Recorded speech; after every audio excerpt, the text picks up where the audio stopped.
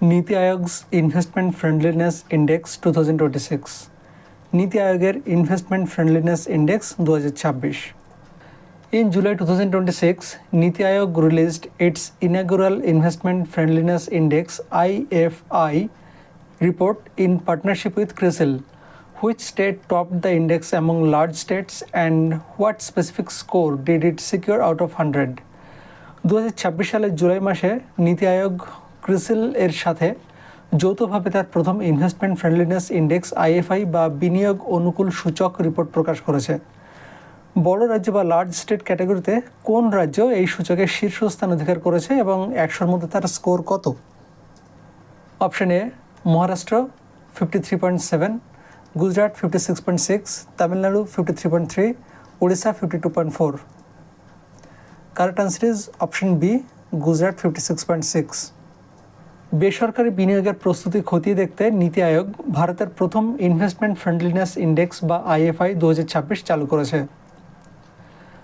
বড় রাজ্যগুলোর মধ্যে গুজরাট শীর্ষস্থান 56.6 র্যাঙ্ক হয়েছে, যার পরে রয়েছে মহারাষ্ট্র 53.7 এবং তামিলনাড়ু 53.3। পাহাড়ি এবং উত্তর পূর্বাঞ্চলীয় রাজ্যগুলোর মধ্যে উত্তরাখণ্ড এবং সিটি স্টেট বা কেন্দ্রশাসিত অঞ্চলগুলোর মধ্যে গোয়া প্রথম স্থান অধিকার করেছে।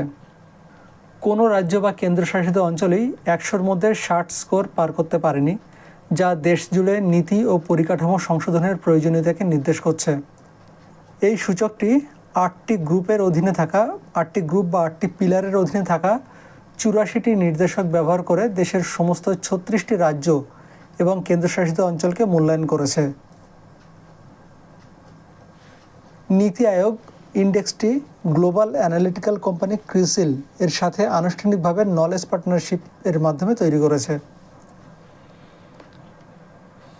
নবম গভর্নিং কাউন্সিলের বৈঠকের সময় প্রধানমন্ত্রীর তৈরি করা একটি ইনভেস্টমেন্ট ফ্রেন্ডলি চার্টার টাস্ক ফোর্সের মাধ্যমে এটির পরিকল্পনা করা হয় এবং কেন্দ্রীয় বাজেট 2025-26-এর মাধ্যমে এটিকে দ্রুত অনুমোদন দেওয়া হয়।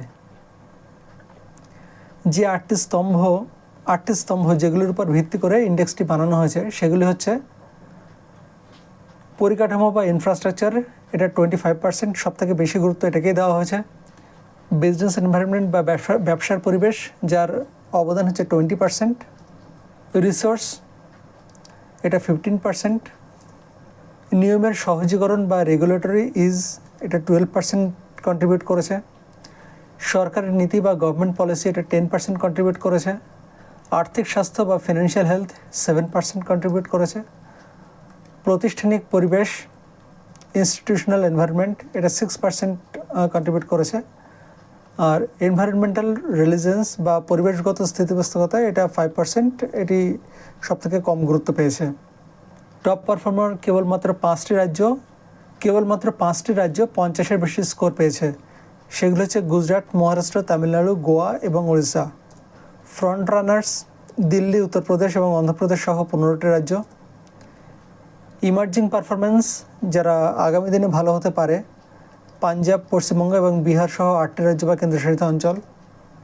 অ্যাসপায়ারিং স্টেটস মিজোরাম এবং অরুণাচল প্রদেশ সহ 8টি রাজ্য।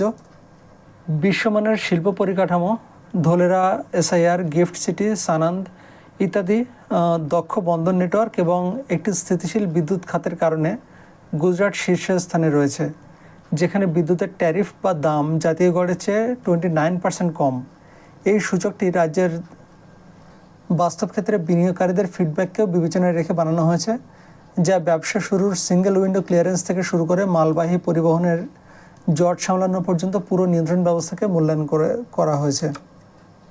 ইনভেস্টমেন্ট ফ্রেন্ডলিনেস ইন্ডেক্স বা আইএফআইকে ডিপিআইআইটি এর পুরনো business reforms action plan BRAP ease of doing business ranking ফ্রেমওয়ার্কের সঙ্গে গুলিয়ে ফেললে চলবে না।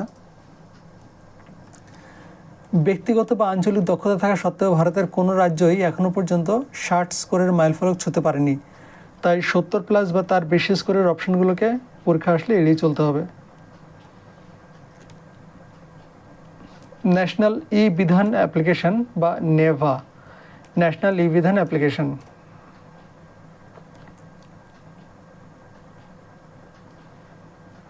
Which union ministry serves as the nodal agency for implementing the National E-Vidhan application NEVA projects across state legislature? কোন কেন্দ্রীয় মন্ত্রক রাজ্যের আইনসভাগুলোতে ন্যাশনাল ই বিধান অ্যাপ্লিকেশন বা নেভা প্রজেক্ট বাস্তবায়নের নোডাল এজেন্সি হিসেবে কাজ করে? Ministry of electronics and information technology, ministry of parliamentary affairs, ministry of home affairs, ministry of finance. Ministry of parliamentary affairs. Correct answer is option B. National e Vidhan application বা NeVA হলো একটি unified workflow ভিত্তিক digital platform যা ভারতের 37টি রাজ্য এবং কেন্দ্রশাসিত অঞ্চল বা ইউটি এর আইনসভার কাজকর্মকে সম্পূর্ণ ডিজিটাল এবং শুরু থেকে শেষ পর্যন্ত পেপারলেস করার জন্য তৈরি করা হয়েছে। ভারত সরকারের ডিজিটাল ইন্ডিয়া কর্মসূচির অধীনে 44টি মিশন মোড প্রজেক্টের, যেটাকে এমএমপি বলা হয়, অন্যতম একটি হিসাবে এই প্রকল্পটি পরিচালনা করছে ministry of parliamentary affairs এমওপিএ। Neva আইনসভার বিভিন্ন ধরনের কাজকে একটিমাত্র সিস্টেমের মধ্যে নিয়ে আসে, যার ফলে কাগজের ফাইলকে ইলেকট্রনিক ডিভাইস দিয়ে রিপ্লেস করা সম্ভব হচ্ছে। ওয়ান নেশন ওয়ান অ্যাপ্লিকেশন দেশের প্রতিটি আইনসভাকে একটি মাত্র ক্লাউড হোস্টেড রিপোজিটরির সাথে যুক্ত করে এবং সব জায়গায় কাজের পদ্ধতির মধ্যে সমতা আনতে সাহায্য করে। পেপারলেস অ্যাসেম্বলিজ রাজ্যের আইনসভাগুলোকে অত্যন্ত দক্ষ এবং পরিবেশ বান্ধব ডিজিটাল হাউসে রূপান্তরিত করা। সরকারি কাজকর্মের উপর সবার সমান অধিকার নিশ্চিত করে আইনসভার প্রতিটি পদক্ষেপকে সাধারণ মানুষের আরও কাছাকাছি নিয়ে আসা। ডেটা সংগ্রহের ক্ষেত্রে দেরি হওয়া বন্ধ করা এবং এক্সিকিউটিভ ডিপার্টমেন্ট ও আইনসভাগুলোর মধ্যে কাজের গতি আরও বাড়ানো। পুরো প্ল্যাটফর্মটি ন্যাশনাল ইনফরমেটিক্স সেন্টার বা এনআইসি দ্বারা পরিচালিত ভারতের জাতীয় ক্লাউড ইনফ্রাস্ট্রাকচার মেঘরাজ 2.0-তে সম্পূর্ণ সুরক্ষিতভাবে হোস্ট করা হয়েছে। ট্যাবলেট, স্মার্টফোন, ল্যাপটপ এবং ডেস্কটপে এটি সমানভাবে কাজ করে। এর ফলে বিধায়ক এবং সাংসদেরা সর্বদা আইনসভার কাজের খবরাখবর রাখতে পারেন। এটি ভার্সিনি ট্রান্সলেশন ইঞ্জিনের সঙ্গে যুক্ত, যার ফলে নেভা পাবলিক পোর্টাল এবং এর সমস্ত ডকুমেন্ট 23টি ভারতীয় ভাষায় উপলব্ধ, যাতে সবাই সহজে বুঝতে পারে। কোশ্চেন প্রসেসিং আইনসভায় যে কোনো প্রশ্ন ডিজিটালি জমা দেওয়া, যাচাই করা এবং ট্র্যাক করার সুবিধা দিচ্ছে এটি। ডিপার্টমেন্টাল মডিউল অন্যান্য সরকারি অফিসগুলোকে অনলাইনে সুরক্ষিতভাবে অফিসিয়াল উত্তর এবং কাগজপত্রের ড্রাফট সাবমিট ও আপলোড করার সুযোগ দিচ্ছে। অনলাইনে বিল ড্রাফট করা, আইনি স্ক্রুটিনি করা, কমিটির মূল্যায়ন করা এবং জনগণের ফিডব্যাক মনিটর করার কাজকে এবং জনগণের ফিডব্যাক মনিটর করার কাজকে সহজ করে দিচ্ছে। লিস্ট অফ বিজনেস এলওবি প্রতিদিনের অ্যাসেম্বলির শিডিউল এবং এজেন্ডাগুলো স্বয়ংক্রিয়ভাবে নিমেষের মধ্যে তৈরি করে সবার কাছে পৌঁছে দেয়। এই প্রকল্পটি একটি যৌথ ও যুক্তরাষ্ট্রের মডেলের উপর ভিত্তি করে কাজ করে। এটি চালু করার জন্য কেন্দ্র সরকার, সংশ্লিষ্ট রাজ্য সরকার এবং রাজ্য আইনসভা সচিবালয়ের মধ্যে একটি ত্রিপক্ষীয় সমঝোতা স্মারক বা এমওইউ স্বাক্ষর করতে হয়েছে। এই প্রজেক্টের মোট অনুমোদিত বাজেট হল 673.94 কোটি টাকা। সাধারণত কেন্দ্র এবং রাজ্যের মধ্যে এই ফান্ড 60:40 অনুপাতে ভাগ হয়। উত্তর পূর্ব এবং পাহাড়ি রাজ্যগুলোর ক্ষেত্রে এটি 90:10 অনুপাতে ভাগ হয়। গ্রাউন্ড সাপোর্ট প্রতিটি অ্যাসেম্বলি হাউসের ভেতরে ফিজিক্যাল নেভা সেবা কেন্দ্র বা এনএসকে তৈরি করা হয়েছে, যা সদস্যদের সরাসরি টেকনিক্যাল সাপোর্ট, ট্রেনিং এবং যে কোনো সমস্যা সমাধানে সাহায্য করে। 28টি রাজ্য, কেন্দ্রশাসিত অঞ্চল আইনসভা এই প্ল্যাটফর্মটি গ্রহণ করেছে এখনও পর্যন্ত। এর মধ্যে দিল্লির বিধানসভা এবং পশ্চিমবঙ্গ রয়েছে। 21টি আইনসভা বর্তমানে তাদের প্রতিদিনের কাজ সম্পূর্ণ ডিজিটাল উপায়ে পরিচালনা করছে।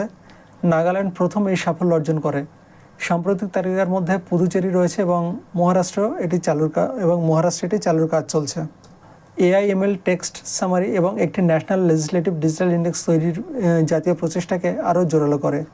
এমনেভা মোবাইল অ্যাপ এবং পাবলিক ওয়েবসাইটের মাধ্যমে সাধারণ মানুষ এখন লাইভ সেশনের record, business list, starred unstarred questions, প্রস্তাবিত বিলের টেক্সট কপি এবং কমিটির সিদ্ধান্তগুলো সরাসরি দেখতে পারেন। এই সরাসরি অ্যাক্সেসের ফলে প্রাতিষ্ঠানিক বাধাগুলো দূর হয়েছে এবং জনগণ তাদের জনপ্রতিনিধিদের কাজকর্ম সম্পর্কে সবসময় আপ টু ডেট থাকতে পারছেন। PM Modi dedicates advanced healthcare centers at PGIMER Chandigarh. PGIMER চণ্ডীগড়ে উন্নত স্বাস্থ্যকেন্দ্রের উদ্বোধন করলেন প্রধানমন্ত্রী মোদী। 2026 সালে 17 জুলাই 2026 চণ্ডীগড় সফরকালে প্রধানমন্ত্রী নরেন্দ্র মোদী এটির উদ্বোধন করেন। 300 শয্যা বিশিষ্ট অ্যাডভান্সড নিউরোসায়েন্সেস সেন্টারটি 440 কোটি টাকা ব্যয়ে নির্মিত হয়েছে। অ্যাডভান্সড মাদার অ্যান্ড চাইল্ড সেন্টারটি 505 কোটি টাকার বিনিয়োগে তৈরি করা হয়েছে। PMABHIM বা PM আভিম প্রকল্পের অধীনে একটি 150 শয্যার ক্রিটিক্যাল কেয়ার ব্লকের ভিত্তিপ্রস্তর স্থাপন করা হয়েছে। এটি স্বাস্থ্য এবং পরিবার কল্যাণ মন্ত্রকের প্রশাসনিক নিয়ন্ত্রণে একটি স্বায়ত্তশাসিত সংস্থা হিসেবে পরিচালিত হয়। টাইমলাইন: এটি 1962 সালে প্রতিষ্ঠিত হয় এবং 1966 সালের PGIMER চণ্ডীগড় অ্যাক্টের অধীনে সংবিধিবদ্ধ বা স্ট্যাটুটরি মর্যাদা পায়। চিকিৎসা ক্ষেত্রের খ্যাতনামা শিক্ষাবিদদের ভাবনায় এটি তৈরি করা হয় এবং 1963 সালে ভারতের প্রথম প্রধানমন্ত্রী পণ্ডিত জওহরলাল নেহরু আনুষ্ঠানিকভাবে এর উদ্বোধন করেন। এটি চণ্ডীগড় কেন্দ্রশাসিত অঞ্চলে অবস্থিত। হেডকোয়ার্টার চণ্ডীগড়, প্রধান কার্যালয় চণ্ডীগড়ে। ডিরেক্টর অধ্যাপক বিবেক লাল। এটি একটি শীর্ষস্থানীয় টারশিয়ারি কেয়ার হাসপাতাল এবং চিকিৎসা গবেষণা কেন্দ্র প্রতিষ্ঠান হিসেবে কাজ করে। স্থানীয় চিকিৎসা শিক্ষার প্রসারে এখানে একটি নতুন MBBS কলেজের অনুমোদন দেওয়া হয়েছে। এখানে একই ছাদের নিচে উন্নত নিউরোলজি, নিউরোসার্জারি, নিউরোক্রিটিক্যাল কেয়ার এবং বিশেষ জটিল প্রসূতি চিকিৎসার সমন্বয়